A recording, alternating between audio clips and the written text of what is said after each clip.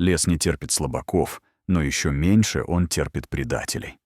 Старый егерь Кузьмич, проживший на кордоне Волчий Лог полвека, знал это как никто другой. Но он не ожидал, что удар в спину прилетит от родной крови. В тот день к нему приехали двое внуков из города. Скользкие, с бегающими глазами. Они давно мечтали продать дедов участок под элитную турбазу. Под предлогом показать новые места они завезли старика в самую глушь, к чёртовым оврагам, за 40 километров от жилья. «Ну всё, дед, приехали», — усмехнулся старший, глуша мотор джипа. «Либо ты сейчас подписываешь дарственную на землю, либо остаешься здесь куковать. Авось к весне найдут». Они вытолкали 80-летнего старика на мёрзлую землю, отобрали ружье и уехали, хохоча. Оставить беспомощного человека в ноябре в тайге — это было изощренное убийство. Кузьмич прислонился к старому кедру, чувствуя, как ледяной холод пробирает до костей, и с горечью думал, что вырастил не людей, а шакалов.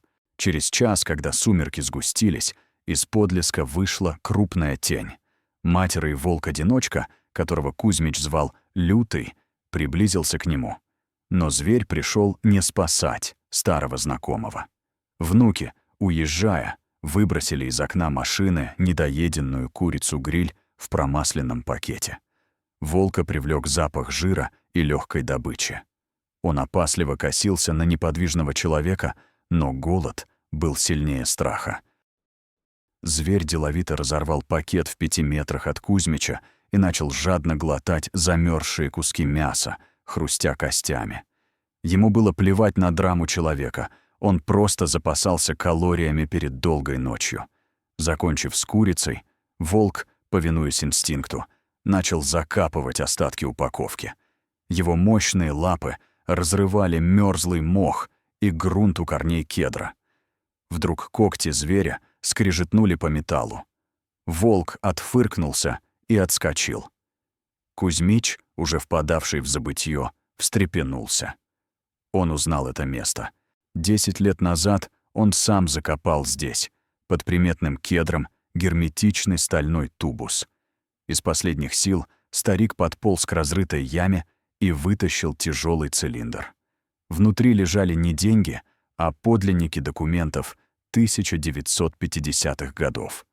Акт о том, что земля кордона является неотчуждаемой федеральной собственностью и частью биосферного заповедника.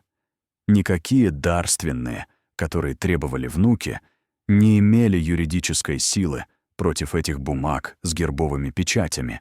К утру Кузьмича нашел патруль лесоохраны, заметивший свежие следы джипа в заповедной зоне.